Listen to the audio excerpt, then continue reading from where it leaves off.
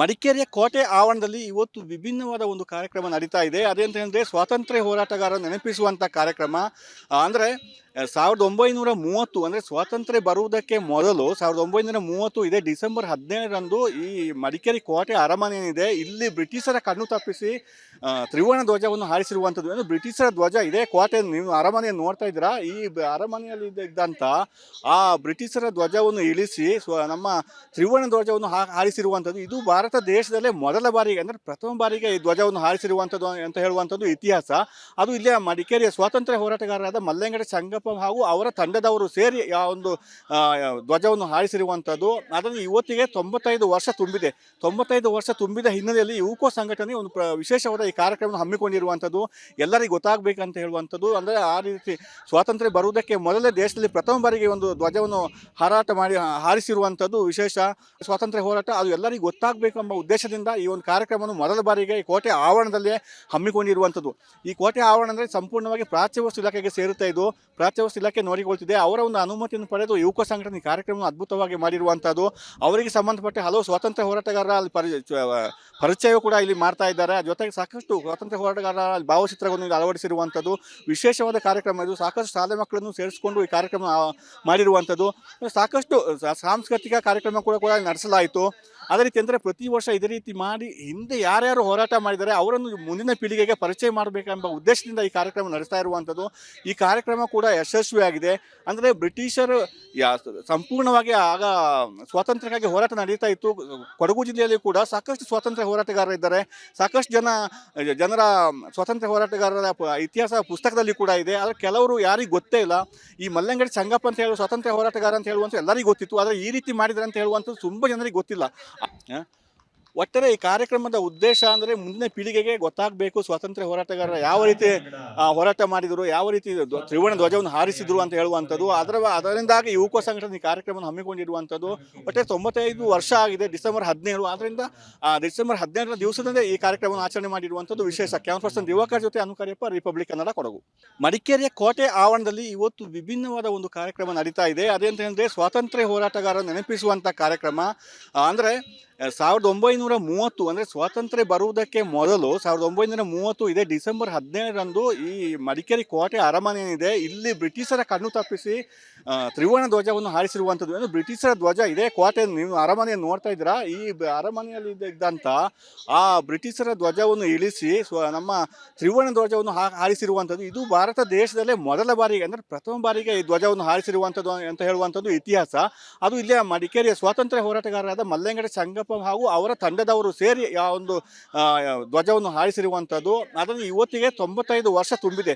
95 ವರ್ಷ ತುಂಬಿದ ಹಿನ್ನೆಲೆಯಲ್ಲಿ ಯುಕೋ ಸಂಘಟನೆ ಒಂದು ವಿಶೇಷವಾದ ಈ ಕಾರ್ಯಕ್ರಮವನ್ನು ಹಮ್ಮಿಕೊಂಡಿರುವಂಥದ್ದು. ಎಲ್ಲರಿಗೂ ಗೊತ್ತಾಗಬೇಕಂತ ಹೇಳುವಂಥದ್ದು. ಅಂದರೆ ಆ ರೀತಿ ಸ್ವಾತಂತ್ರ್ಯ ಬರುವುದಕ್ಕೆ ಮೊದಲೇ ದೇಶದಲ್ಲಿ ಪ್ರಥಮ ಬಾರಿಗೆ ಒಂದು ಧ್ವಜವನ್ನು ಹಾರಿಸಿರುವಂಥದ್ದು ವಿಶೇಷ. ಸ್ವಾತಂತ್ರ್ಯ ಹೋರಾಟ ಅದು ಎಲ್ಲರಿಗೂ ಗೊತ್ತಾಗಬೇಕೆಂಬ ಉದ್ದೇಶದಿಂದ ಈ ಒಂದು ಕಾರ್ಯಕ್ರಮವನ್ನು ಮೊದಲ ಬಾರಿಗೆ ಈ ಕೋಟೆ ಆವರಣದಲ್ಲೇ ಹಮ್ಮಿಕೊಂಡಿರುವಂಥದ್ದು.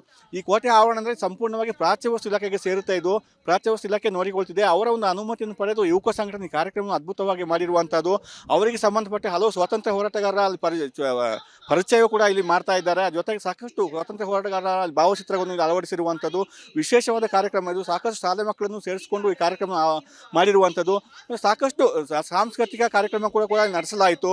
ಅದೇ ರೀತಿ ಅಂದರೆ ಪ್ರತಿ ವರ್ಷ ಇದೇ ರೀತಿ ಮಾಡಿ ಹಿಂದೆ ಯಾರ್ಯಾರು ಹೋರಾಟ ಮಾಡಿದ್ದಾರೆ ಅವರನ್ನು ಮುಂದಿನ ಪೀಳಿಗೆಗೆ ಪರಿಚಯ ಮಾಡಬೇಕೆಂಬ ಉದ್ದೇಶದಿಂದ ಈ ಕಾರ್ಯಕ್ರಮ ನಡೆಸ್ತಾ ಇರುವಂಥದ್ದು.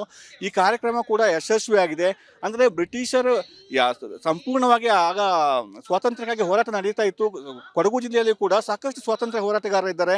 ಸಾಕಷ್ಟು ಜನರ ಸ್ವಾತಂತ್ರ್ಯ ಹೋರಾಟಗಾರರ ಇತಿಹಾಸ ಪುಸ್ತಕದಲ್ಲಿ ಕೂಡ ಇದೆ. ಆದರೆ ಕೆಲವರು ಯಾರಿಗೂ ಗೊತ್ತೇ ಇಲ್ಲ.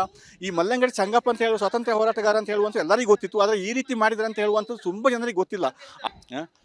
ಒಟ್ಟಾರೆ ಈ ಕಾರ್ಯಕ್ರಮದ ಉದ್ದೇಶ ಅಂದರೆ ಮುಂದಿನ ಪೀಳಿಗೆಗೆ ಗೊತ್ತಾಗಬೇಕು ಸ್ವಾತಂತ್ರ್ಯ ಹೋರಾಟಗಾರರ ಯಾವ ರೀತಿ ಹೋರಾಟ ಮಾಡಿದರು, ಯಾವ ರೀತಿ ತ್ರಿವರ್ಣ ಧ್ವಜವನ್ನು ಹಾರಿಸಿದ್ರು ಅಂತ ಹೇಳುವಂಥದ್ದು. ಅದರಿಂದಾಗಿ ಯುವಕ ಸಂಘಟನೆ ಈ ಕಾರ್ಯಕ್ರಮವನ್ನು ಹಮ್ಮಿಕೊಂಡಿರುವಂಥದ್ದು. ಒಟ್ಟೆ 95 ವರ್ಷ ಆಗಿದೆ, ಡಿಸೆಂಬರ್ 17. ಆದ್ದರಿಂದ ಡಿಸೆಂಬರ್ 17ರ ದಿವಸದಿಂದ ಈ ಕಾರ್ಯಕ್ರಮವನ್ನು ಆಚರಣೆ ಮಾಡಿರುವಂಥದ್ದು ವಿಶೇಷ. ಕ್ಯಾಮರಾ ಪರ್ಸನ್ ದಿವಾಕರ್ ಜೊತೆ ಅನುಕರಿಯಪ್ಪ, ರಿಪಬ್ಲಿಕ್ ಕನ್ನಡ, ಕೊಡಗು.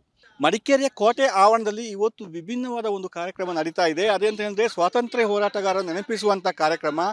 ಅಂದರೆ 1930 ಅಂದರೆ ಸ್ವಾತಂತ್ರ್ಯ ಬರುವುದಕ್ಕೆ ಮೊದಲು 1930 ಇದೇ ಡಿಸೆಂಬರ್ 17ರಂದು ಈ ಮಡಿಕೇರಿ ಕೋಟೆ ಅರಮನೆ ಏನಿದೆ ಇಲ್ಲಿ ಬ್ರಿಟಿಷರ ಕಣ್ಣು ತಪ್ಪಿಸಿ ತ್ರಿವರ್ಣ ಧ್ವಜವನ್ನು ಹಾರಿಸಿರುವಂಥದ್ದು. ಏನು ಬ್ರಿಟಿಷರ ಧ್ವಜ ಇದೇ ಕೋಟೆ ನೀವು ಅರಮನೆಯನ್ನು ನೋಡ್ತಾ ಇದ್ದೀರಾ, ಈ ಅರಮನೆಯಲ್ಲಿ ಇದ್ದಂಥ ಆ ಬ್ರಿಟಿಷರ ಧ್ವಜವನ್ನು ಇಳಿಸಿ ನಮ್ಮ ತ್ರಿವರ್ಣ ಧ್ವಜವನ್ನು ಹಾರಿಸಿರುವಂಥದ್ದು. ಇದು ಭಾರತ ದೇಶದಲ್ಲೇ ಮೊದಲ ಬಾರಿಗೆ ಅಂದರೆ ಪ್ರಥಮ ಬಾರಿಗೆ ಈ ಧ್ವಜವನ್ನು ಹಾರಿಸಿರುವಂಥದ್ದು ಅಂತ ಹೇಳುವಂಥದ್ದು ಇತಿಹಾಸ. ಅದು ಇಲ್ಲೇ ಮಡಿಕೇರಿಯ ಸ್ವಾತಂತ್ರ್ಯ ಹೋರಾಟಗಾರರಾದ ಮಲ್ಲೆಂಗಡೆ ಸಂಗಪ್ಪ ಹಾಗೂ ಅವರ ತಂಡದವರು ಸೇರಿ ಆ ಒಂದು ಧ್ವಜವನ್ನು ಹಾರಿಸಿರುವಂಥದ್ದು. ಅದನ್ನು ಇವತ್ತಿಗೆ 95 ವರ್ಷ ತುಂಬಿದೆ. 95 ವರ್ಷ ತುಂಬಿದ ಹಿನ್ನೆಲೆಯಲ್ಲಿ ಯುವಕೋ ಸಂಘಟನೆ ಒಂದು ವಿಶೇಷವಾದ ಈ ಕಾರ್ಯಕ್ರಮವನ್ನು ಹಮ್ಮಿಕೊಂಡಿರುವಂಥದ್ದು. ಎಲ್ಲರಿಗೂ ಗೊತ್ತಾಗಬೇಕಂತ ಹೇಳುವಂಥದ್ದು. ಅಂದರೆ ಆ ರೀತಿ ಸ್ವಾತಂತ್ರ್ಯ ಬರುವುದಕ್ಕೆ ಮೊದಲೇ ದೇಶದಲ್ಲಿ ಪ್ರಥಮ ಬಾರಿಗೆ ಒಂದು ಧ್ವಜವನ್ನು ಹಾರಿಸಿರುವಂಥದ್ದು ವಿಶೇಷ. ಸ್ವಾತಂತ್ರ್ಯ ಹೋರಾಟ ಅದು ಎಲ್ಲರಿಗೂ ಗೊತ್ತಾಗಬೇಕೆಂಬ ಉದ್ದೇಶದಿಂದ ಈ ಒಂದು ಕಾರ್ಯಕ್ರಮವನ್ನು ಮೊದಲ ಬಾರಿಗೆ ಈ ಕೋಟೆ ಆವರಣದಲ್ಲೇ ಹಮ್ಮಿಕೊಂಡಿರುವಂಥದ್ದು. ಈ ಕೋಟೆ ಆವರಣ ಅಂದರೆ ಸಂಪೂರ್ಣವಾಗಿ ಪ್ರಾಚ್ಯ ವಸ್ತು ಇಲಾಖೆಗೆ ಸೇರುತ್ತಾ ಇದ್ದು ಪ್ರಾಚ್ಯ ವಸ್ತು ಇಲಾಖೆ ನೋಡಿಕೊಳ್ತಿದೆ. ಅವರ ಒಂದು ಅನುಮತಿಯನ್ನು ಪಡೆದು ಯುವಕ ಸಂಘಟನೆ ಈ ಕಾರ್ಯಕ್ರಮವನ್ನು ಅದ್ಭುತವಾಗಿ ಮಾಡಿರುವಂಥದ್ದು. ಅವರಿಗೆ ಸಂಬಂಧಪಟ್ಟ ಹಲವು ಸ್ವಾತಂತ್ರ್ಯ ಹೋರಾಟಗಾರರ ಅಲ್ಲಿ ಪರಿಚಯ ಕೂಡ ಇಲ್ಲಿ ಮಾಡ್ತಾ ಇದ್ದಾರೆ. ಜೊತೆಗೆ ಸಾಕಷ್ಟು ಸ್ವಾತಂತ್ರ್ಯ ಹೋರಾಟಗಾರರ ಭಾವಚಿತ್ರಗಳನ್ನು ಅಳವಡಿಸಿರುವಂಥದ್ದು ವಿಶೇಷವಾದ ಕಾರ್ಯಕ್ರಮ ಇದು. ಸಾಕಷ್ಟು ಶಾಲೆ ಮಕ್ಕಳನ್ನು ಸೇರಿಸಿಕೊಂಡು ಈ ಕಾರ್ಯಕ್ರಮ ಮಾಡಿರುವಂಥದ್ದು. ಸಾಕಷ್ಟು ಸಾಂಸ್ಕೃತಿಕ ಕಾರ್ಯಕ್ರಮ ಕೂಡ ನಡೆಸಲಾಯಿತು. ಅದೇ ರೀತಿ ಅಂದರೆ ಪ್ರತಿ ವರ್ಷ ಇದೇ ರೀತಿ ಮಾಡಿ ಹಿಂದೆ ಯಾರ್ಯಾರು ಹೋರಾಟ ಮಾಡಿದ್ದಾರೆ ಅವರನ್ನು ಮುಂದಿನ ಪೀಳಿಗೆಗೆ ಪರಿಚಯ ಮಾಡಬೇಕೆಂಬ ಉದ್ದೇಶದಿಂದ ಈ ಕಾರ್ಯಕ್ರಮ ನಡೆಸ್ತಾ ಇರುವಂಥದ್ದು. ಈ ಕಾರ್ಯಕ್ರಮ ಕೂಡ ಯಶಸ್ವಿಯಾಗಿದೆ. ಅಂದರೆ ಬ್ರಿಟಿಷರು ಸಂಪೂರ್ಣವಾಗಿ ಆಗ ಸ್ವಾತಂತ್ರ್ಯಕ್ಕಾಗಿ ಹೋರಾಟ ನಡೀತಾ ಇತ್ತು. ಕೊಡಗು ಜಿಲ್ಲೆಯಲ್ಲಿ ಕೂಡ ಸಾಕಷ್ಟು ಸ್ವಾತಂತ್ರ್ಯ ಹೋರಾಟಗಾರರಿದ್ದಾರೆ. ಸಾಕಷ್ಟು ಜನರ ಸ್ವಾತಂತ್ರ್ಯ ಹೋರಾಟಗಾರರ ಇತಿಹಾಸ ಪುಸ್ತಕದಲ್ಲಿ ಕೂಡ ಇದೆ. ಆದರೆ ಕೆಲವರು ಯಾರಿಗೂ ಗೊತ್ತೇ ಇಲ್ಲ.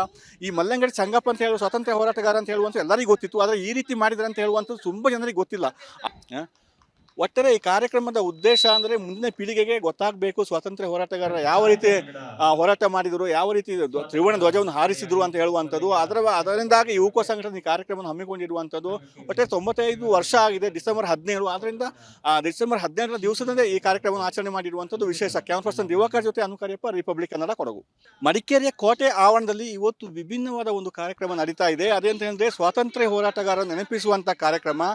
ಅಂದರೆ 1930 ಅಂದರೆ ಸ್ವಾತಂತ್ರ್ಯ ಬರುವುದಕ್ಕೆ ಮೊದಲು 1930 ಇದೇ ಡಿಸೆಂಬರ್ 17ರಂದು ಈ ಮಡಿಕೇರಿ ಕೋಟೆ ಅರಮನೆ ಏನಿದೆ ಇಲ್ಲಿ ಬ್ರಿಟಿಷರ ಕಣ್ಣು ತಪ್ಪಿಸಿ ತ್ರಿವರ್ಣ ಧ್ವಜವನ್ನು ಹಾರಿಸಿರುವಂಥದ್ದು. ಏನು ಬ್ರಿಟಿಷರ ಧ್ವಜ ಇದೇ ಕೋಟೆ ನೀವು ಅರಮನೆಯನ್ನು ನೋಡ್ತಾ ಇದ್ದೀರಾ, ಈ ಅರಮನೆಯಲ್ಲಿ ಇದ್ದಂಥ ಆ ಬ್ರಿಟಿಷರ ಧ್ವಜವನ್ನು ಇಳಿಸಿ ನಮ್ಮ ತ್ರಿವರ್ಣ ಧ್ವಜವನ್ನು ಹಾರಿಸಿರುವಂಥದ್ದು. ಇದು ಭಾರತ ದೇಶದಲ್ಲೇ ಮೊದಲ ಬಾರಿಗೆ ಅಂದರೆ ಪ್ರಥಮ ಬಾರಿಗೆ ಈ ಧ್ವಜವನ್ನು ಹಾರಿಸಿರುವಂಥದ್ದು ಅಂತ ಹೇಳುವಂಥದ್ದು ಇತಿಹಾಸ.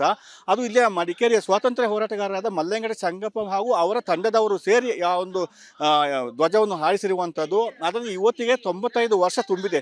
95 ವರ್ಷ ತುಂಬಿದ ಹಿನ್ನೆಲೆಯಲ್ಲಿ ಯುವಕೋ ಸಂಘಟನೆ ಒಂದು ವಿಶೇಷವಾದ ಈ ಕಾರ್ಯಕ್ರಮವನ್ನು ಹಮ್ಮಿಕೊಂಡಿರುವಂಥದ್ದು.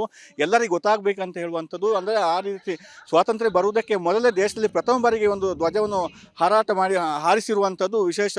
ಸ್ವಾತಂತ್ರ್ಯ ಹೋರಾಟ ಅದು ಎಲ್ಲರಿಗೂ ಗೊತ್ತಾಗಬೇಕೆಂಬ ಉದ್ದೇಶದಿಂದ ಈ ಒಂದು ಕಾರ್ಯಕ್ರಮವನ್ನು ಮೊದಲ ಬಾರಿಗೆ ಈ ಕೋಟೆ ಆವರಣದಲ್ಲೇ ಹಮ್ಮಿಕೊಂಡಿರುವಂಥದ್ದು. ಈ ಕೋಟೆ ಆವರಣ ಅಂದರೆ ಸಂಪೂರ್ಣವಾಗಿ ಪ್ರಾಚ್ಯ ವಸ್ತು ಇಲಾಖೆಗೆ ಸೇರುತ್ತಾ ಇದ್ದು ಪ್ರಾಚ್ಯ ವಸ್ತು ಇಲಾಖೆ ನೋಡಿಕೊಳ್ತಿದೆ. ಅವರ ಒಂದು ಅನುಮತಿಯನ್ನು ಪಡೆದು ಯುವಕ ಸಂಘಟನೆ ಈ ಕಾರ್ಯಕ್ರಮವನ್ನು ಅದ್ಭುತವಾಗಿ ಮಾಡಿರುವಂಥದ್ದು. ಅವರಿಗೆ ಸಂಬಂಧಪಟ್ಟ ಹಲವು ಸ್ವಾತಂತ್ರ್ಯ ಹೋರಾಟಗಾರರ ಪರಿಚಯ ಕೂಡ ಇಲ್ಲಿ ಮಾಡ್ತಾ ಇದ್ದಾರೆ. ಜೊತೆಗೆ ಸಾಕಷ್ಟು ಸ್ವಾತಂತ್ರ್ಯ ಹೋರಾಟಗಾರರ ಭಾವಚಿತ್ರಗಳನ್ನು ಅಳವಡಿಸಿರುವಂಥದ್ದು ವಿಶೇಷವಾದ ಕಾರ್ಯಕ್ರಮ ಇದು. ಸಾಕಷ್ಟು ಶಾಲೆ ಮಕ್ಕಳನ್ನು ಸೇರಿಸಿಕೊಂಡು ಈ ಕಾರ್ಯಕ್ರಮ ಮಾಡಿರುವಂಥದ್ದು. ಸಾಕಷ್ಟು ಸಾಂಸ್ಕೃತಿಕ ಕಾರ್ಯಕ್ರಮ ಕೂಡ ನಡೆಸಲಾಯಿತು. ಅದೇ ರೀತಿ ಅಂದರೆ ಪ್ರತಿ ವರ್ಷ ಇದೇ ರೀತಿ ಮಾಡಿ ಹಿಂದೆ ಯಾರ್ಯಾರು ಹೋರಾಟ ಮಾಡಿದ್ದಾರೆ ಅವರನ್ನು ಮುಂದಿನ ಪೀಳಿಗೆಗೆ ಪರಿಚಯ ಮಾಡಬೇಕೆಂಬ ಉದ್ದೇಶದಿಂದ ಈ ಕಾರ್ಯಕ್ರಮ ನಡೆಸ್ತಾ ಇರುವಂಥದ್ದು. ಈ ಕಾರ್ಯಕ್ರಮ ಕೂಡ ಯಶಸ್ವಿಯಾಗಿದೆ. ಅಂದರೆ ಬ್ರಿಟಿಷರು ಸಂಪೂರ್ಣವಾಗಿ ಆಗ ಸ್ವಾತಂತ್ರ್ಯಕ್ಕಾಗಿ ಹೋರಾಟ ನಡೀತಾ ಇತ್ತು. ಕೊಡಗು ಜಿಲ್ಲೆಯಲ್ಲಿ ಕೂಡ ಸಾಕಷ್ಟು ಸ್ವಾತಂತ್ರ್ಯ ಹೋರಾಟಗಾರರಿದ್ದಾರೆ. ಸಾಕಷ್ಟು ಜನರ ಸ್ವಾತಂತ್ರ್ಯ ಹೋರಾಟಗಾರರ ಇತಿಹಾಸ ಪುಸ್ತಕದಲ್ಲಿ ಕೂಡ ಇದೆ. ಆದರೆ ಕೆಲವರು ಯಾರಿಗೂ ಗೊತ್ತೇ ಇಲ್ಲ. ಈ ಮಲ್ಲೆಂಗಡಿ ಸಂಗಪ್ಪ ಅಂತ ಹೇಳುವ ಸ್ವಾತಂತ್ರ್ಯ ಹೋರಾಟಗಾರ ಅಂತ ಹೇಳುವಂಥ ಎಲ್ಲರಿಗೂ ಗೊತ್ತಿತ್ತು. ಆದರೆ ಈ ರೀತಿ ಮಾಡಿದ್ದಾರೆ ಅಂತ ಹೇಳುವಂಥದ್ದು ತುಂಬ ಜನರಿಗೆ ಗೊತ್ತಿಲ್ಲ. ಒಟ್ಟಾರೆ ಈ ಕಾರ್ಯಕ್ರಮದ ಉದ್ದೇಶ ಅಂದರೆ ಮುಂದಿನ ಪೀಳಿಗೆಗೆ ಗೊತ್ತಾಗಬೇಕು ಸ್ವಾತಂತ್ರ್ಯ ಹೋರಾಟಗಾರರು ಯಾವ ರೀತಿ ಹೋರಾಟ ಮಾಡಿದರು, ಯಾವ ರೀತಿ ತ್ರಿವರ್ಣ ಧ್ವಜವನ್ನು ಹಾರಿಸಿದ್ರು ಅಂತ ಹೇಳುವಂಥದ್ದು. ಅದರಿಂದಾಗಿ ಯುವಕ ಸಂಘಟನೆ ಈ ಕಾರ್ಯಕ್ರಮವನ್ನು ಹಮ್ಮಿಕೊಂಡಿರುವಂಥದ್ದು. ಒಟ್ಟೆ 95 ವರ್ಷ ಆಗಿದೆ ಡಿಸೆಂಬರ್ 17. ಆದ್ದರಿಂದ ಡಿಸೆಂಬರ್ 17ರ ದಿವಸದಿಂದ ಈ ಕಾರ್ಯಕ್ರಮವನ್ನು ಆಚರಣೆ ಮಾಡಿರುವಂಥದ್ದು ವಿಶೇಷ. ಕ್ಯಾಮರಾ ಪರ್ಸನ್ ದಿವಾಕರ್ ಜೊತೆ ಅನುಕರಿಯಪ್ಪ, ರಿಪಬ್ಲಿಕ್ ಕನ್ನಡ, ಕೊಡಗು.